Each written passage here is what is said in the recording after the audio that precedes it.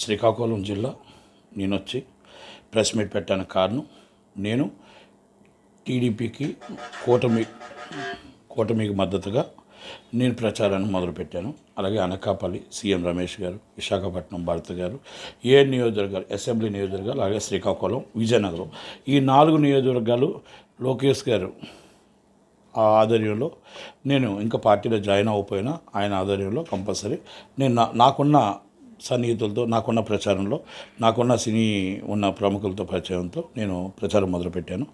ఈ మొదలుపెట్టిన ప్రచారంలో ఏ ఏరియాలో ఏం జరుగుతుంది, కూటమి ఎందుకు రావాలి, జగన్మోహన్ రెడ్డి గారి పాలన ఎందుకు పోవాలి అనేది నినాదంతో వెళ్తున్నాం. జగన్మోహన్ రెడ్డి గారు బాయ్ చంద్రబాబు నాయుడు గారు రావాలి అనేది మా నినాదం. చంద్రబాబు నాయుడు గారు ఎందుకు రావాలి, జగన్మోహన్ రెడ్డి గారు ఎందుకు పోవాలి అనే దానికి ఇక్కడ శ్రీకాకుళం ఇష్యూస్ మీద చెప్తాం. మన పార్లమెంట్లో రామ్మోహన్ నాయుడు గారిని 2 సార్లు గెలిపించాం. మన ఈరోజు ఎక్స్ప్రెస్ ట్రైన్లు కానీ ఇంకోటి కానీ ఏ దానికైనా నెంబర్ ఆఫ్ పార్లమెంట్ బెస్ట్ పార్లమెంటరీగా మంచి వక్తున్న వ్యక్తిగా పేరు వచ్చింది.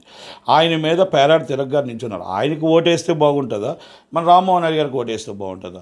మన పార్లమెంటు మన శ్రీకాకుళం జిల్లా డెవలప్ అవడానికి కావాలి. ఈరోజు హైవేలు డెవలప్ అయినా ఇంకో డెవలప్ అయినా మనకి ఈరోజు రైల్వే లైన్లు వచ్చినా వాల్టేజ్ జోన్ వస్తున్నా ఏది కావాలన్నా మనకి ఎంపీ అభ్యర్థి కావాలి. అలాగే మన నియోజకవర్గంలో 10 నియోజకవర్గాలు కూడా మనకు గెలవాలి. మనం 10 నియోజకవర్గాలు విశాఖ ఈరోజు కాదు, తెలుగుదేశం పెట్టిన కంచుకోటగా మనం ఈరోజు ఇక్కడ శ్రీకాకుళం జిల్లాలో ఎప్పుడు కూడా నందమూరి తారక రామారావు గారి దగ్గర నుంచి మనం కంచుకోటగా ఉన్నాం. మనం 10 నియోజకవర్గాలు గిఫ్ట్గా ఇవ్వాలి. లాస్ట్ టైం వచ్చేటప్పుడు కూడా నేను అదే చెప్పాను. 2 నియోజకవర్గాలు డౌట్గా ఉన్నాయి, తక్కువన్నీ మనం గెలుస్తున్నాం. ఆ 2 నియోజకవర్గాలు ఇప్పటికీ డౌట్గానే ఉన్నాయి. కానీ ఈ 5 రోజుల్లో మనం అది గెలవాలి. ఎలా గెలవాలి? బందాలం అశోక్ గారు హ్యాట్రిక్ కొడతారు కంపల్సరీ. మనం ఆయన మంచి వ్యక్తి. అలాగే గౌతు లక్షణ గారి అమ్మాయి, గౌతమ్ శివాజీ గారి అమ్మాయి. అలాగే మీరు దువ్వాడ శ్రీనివాస గారు ఒక రౌడీజం చేసే వ్యక్తికి ఇస్తామా, ఒక అచ్చెన్నాయుడు గారికి మనం గెలిపిస్తామా? అలాగే ఎర్రంనాయుడు గారి బ్రదర్గా ఆయన్ని గెలిపిస్తామా? ఎడ్ల రావణమూర్తి గారిని గెలిపిస్తామా? మన ధర్మదాస్ గారిని గెలిపిస్తామా? అలాగే మన ఇక్కడ కొత్త యువకుడు ఉత్సాహవంతుడు మన గూడ శంకర్ గారిని గెలిపిస్తామా? మన ధర్మాన ప్రసాద్ గారు మనకు మంత్రిగా ఉండగా ఏం చేశాడు, ఏం సాధించాడో మనం ఆయన గెలిపిస్తామా? ఇవన్నీ ఒక్కసారి బేర్ చేసుకోండి.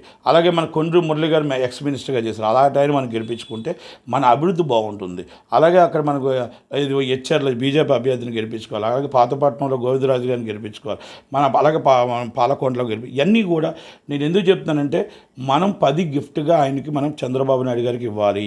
ఇది మనకి ఎప్పుడు కంచుకోట కనుక ఇక్కడ చేస్తుంది ధర్మాన ప్రసాద్ గారు చేస్తున్న అరాచకం, అన్నదమ్ముల అరాచకం, బేభత్సం. ఆ బేభత్సంలో సిదిరి అప్పలరాజు గారి బేభత్సం, రవడీజం. దువ్వాడ శ్రీనివాసరావు గారు భార్యనే చెప్తుంది, మేమనట్లా, ఆమె చెప్తుంది ఇది రౌడీజం, ఇది వైసీపీ రాజ్యం అంటున్నారు. వైసీపీ రాజ్యం రౌడీజం కావాలా, చంద్రబాబు నాయుడు గారి పాలన కావాలా? ఒక్కసారి ప్రజలు ఆలోచించుకొని మీరు మే 13వ తారీఖు నాడు ఓటు వేయండి. నేను ధర్మాన ప్రసాదరావు గారిని నేను ఒకటి అడుగుతున్నా, డైరెక్ట్ బహిరంగంగా చెప్తున్నా, మీరు వాలంటీర్స్ అందరూ మా వైసీపీ కార్యకర్తలే, మీరు రిజైన్ చేసి మా దగ్గరికి వచ్చి ప్రచారంకి వెళ్ళండి, లేకపోతే మీకు మళ్ళీ నెక్స్ట్ టైం ఇవ్వు అంటున్నారు. అలాగే దువ్వాడ శ్రీనివాస్ గారు కూడా అదే మాట చెప్తున్నారు. ఇది మేము చెప్పింది నిజమైందా కాదా? ఎలక్షన్ కమిషన్ ఆపించింది నిజమా కాదా? ఒక్కసారి ఆలోచించండి. పెన్షన్లు అనేది మేము ఎప్పుడు కూడా పెన్షన్లు సకాలంలో టైంలో చంద్రబాబు నాయుడు గారు అందరికీ ఎవరు ఎలక్షన్ కమిషన్కి రాస్తే దాన్ని తప్పుదో పట్టించి దాన్ని మళ్ళీ సిఎస్ గారు ఆధ్వర్యంలో ఆయన అక్కడ డిలే చేసి కొంతమంది ఎంప్లాయీస్ వైసీపీకి తొత్తుగా తయారైపోయి దాన్ని డిలే చేసి అది టీడీపీ మీద నెట్టేసి అది మాకు ఇది తప్పు అని చూపిస్తున్నారు. ల్యాండ్ యాక్ట్ అనేది తప్పు ఏమీ చెప్పలేదు. ల్యాండ్ యాక్ట్ అనేది ఇప్పుడు కరెక్ట్ కాదు.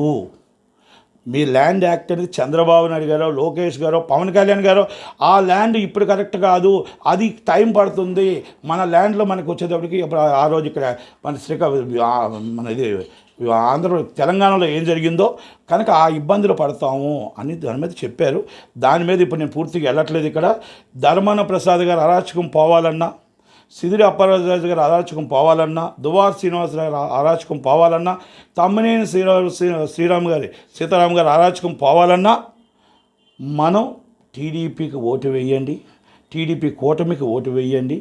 మన తెలంగాణ ప్రజలు మన ఉద్యమముల గడ్డ, శ్రీకాకుళం ఉద్యమాల గడ్డ. ఈ ఉద్యమాల గడ్డ నుంచి మనం ఎప్పుడు పౌరుషంతోనే బతికాం. నేను ఇక్కడ పుట్టిన వ్యక్తినే, ఇక్కడ పెరిగిన వ్యక్తినే.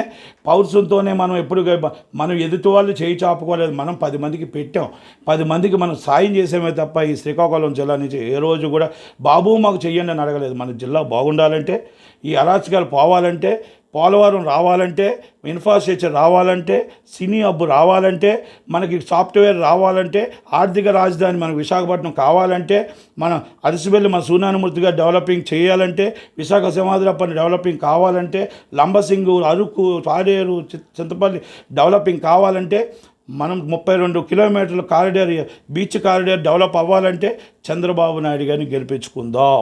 ఈ 5 సంవత్సరాలు అరాచకంలో కరెంటులు రాకుండా, కరెంట్లు మొత్తం టోటల్గా రోజుకి 10 సార్లు పోతూ, కరెంటు బిల్లులు మోతలు మోస్తూ 500 కరెంటు బిల్లు, 2,000 రూపాయలు కరెంటు బిల్లు వచ్చి, ఈడీ ఛార్జెస్ అంట, సరఛార్జెస్ అంట, బొగ్గు ఛార్జెస్ అంట, వీళ్ళు వడ్డీలు, వీళ్ళు తెచ్చిన తాకడ పెట్టిన అప్పులు కూడా మన మీద వేసుకొని మనల్ని దాచుకుంటున్న ఈ జగన్మోహన్ రెడ్డి పాలనకి అంతం పాడుదాం.